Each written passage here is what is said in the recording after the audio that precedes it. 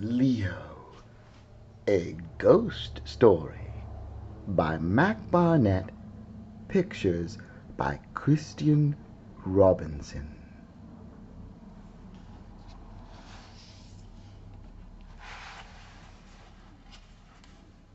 Most people cannot see ghosts. Can you?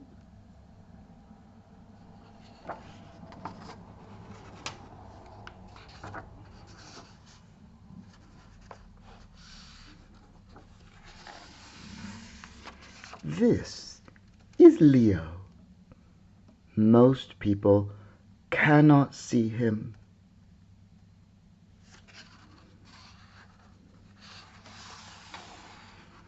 But you can. Leo is a ghost.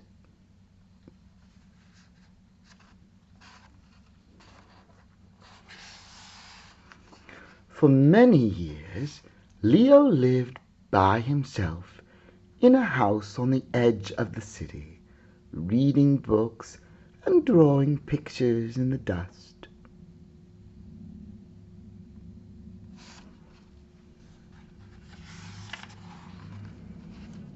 One day in spring, a family moved in.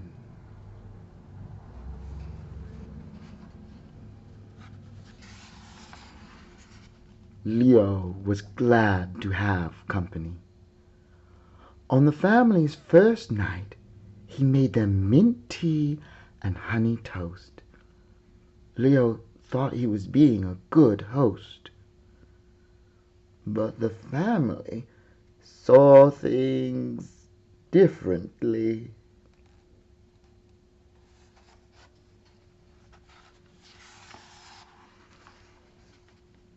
They hid in the bathroom and locked the door. "This house is haunted," said the man. "Gary, I'm scared," said the woman. "I hate tea," said the boy. "And I hate ghosts." They did not know that Leo was floating above the tub. He heard everything they said.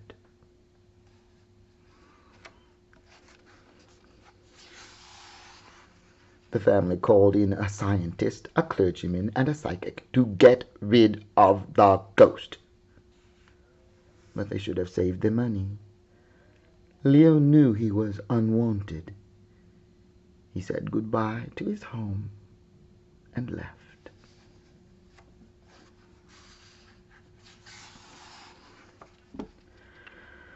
"I have been a house ghost all my life," Leo thought.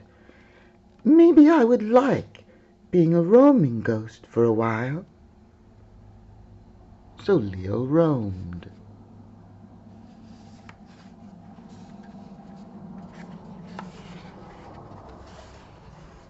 Leo saw the city and the people who lived there. Nobody saw Leo. The city was not like Leo remembered it. Some places were wonderful. Some places were scary. Everywhere it was so noisy.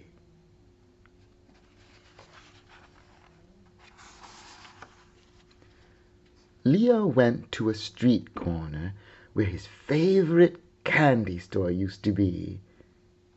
Now nothing was there. "Excuse me," he asked a police officer. "Do you know where—" And the officer walked right through him.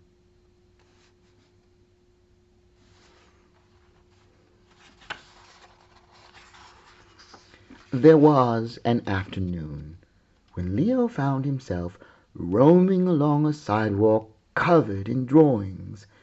He came across a girl holding chalk in her hand. The girl looked up and stared right at Leo. "I'm Jane," she said. "What's your name?" It was so strange to be looked at that at first Leo said nothing. Finally he replied, "I'm Leo." Jane nodded. "Leo, do you want to play Knights of the Round Table?"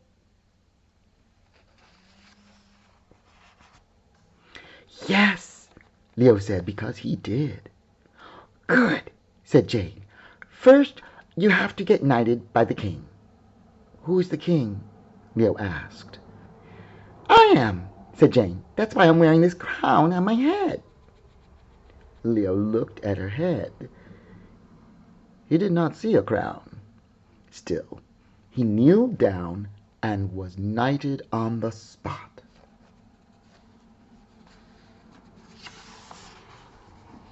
Leo and Jane sat at a table.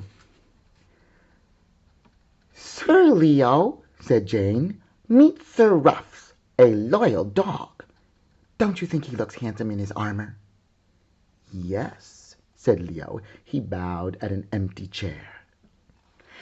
And Sir Leo, said Jane, this is Sir Muse, a loyal cat. Don't you find his whiskers wise-looking? I do, said Leo, and he bowed again. And finally Jane said, This is Sir Squawks, Leo interrupted, a loyal bird. Jane frowned. No, she said, Sir Squawks is a giant hamster. Oh, said Leo, I'm not wearing my glasses. Jane squinted at the chair. I guess, she said.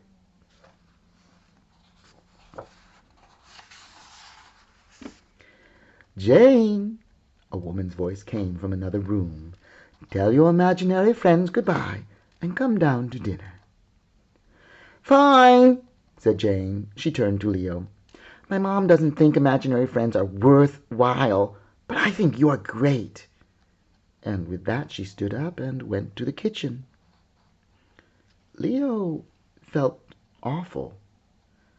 She thinks I'm imaginary, he thought. If I tell her I'm a ghost, I'll scare her away.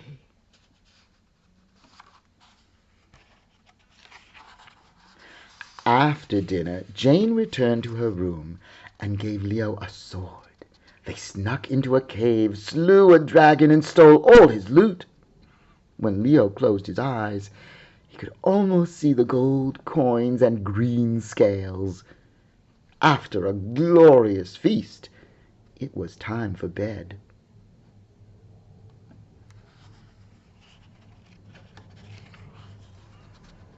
Jane gave Leo a pillow and a sheet. Don't tell Sir Ruffs, she said, but you are my best imaginary friend. Yes, said Leo. He was so happy he couldn't sleep.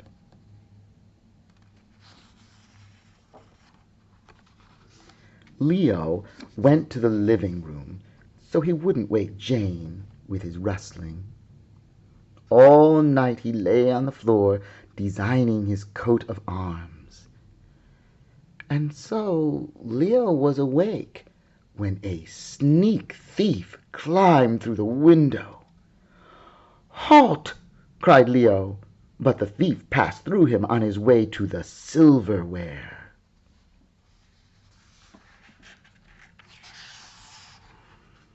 Later, Leo would not be able to say where the idea came from.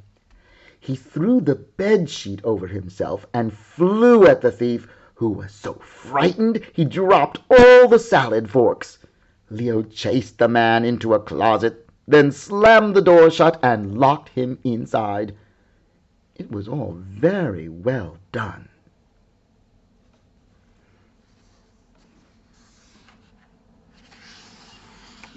The sound of the door woke Jane, who called the police and roused her mother.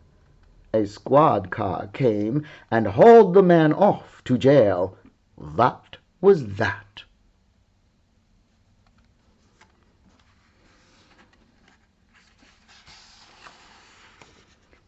Thanks, said Jane.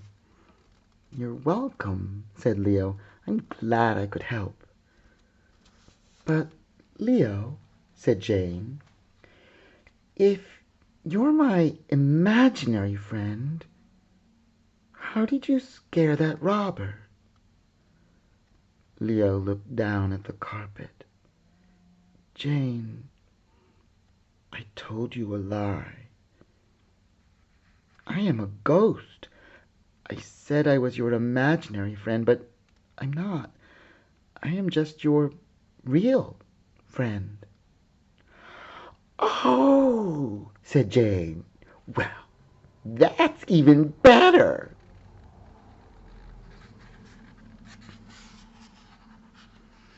And they went to the kitchen to have mint tea and honey toast at midnight.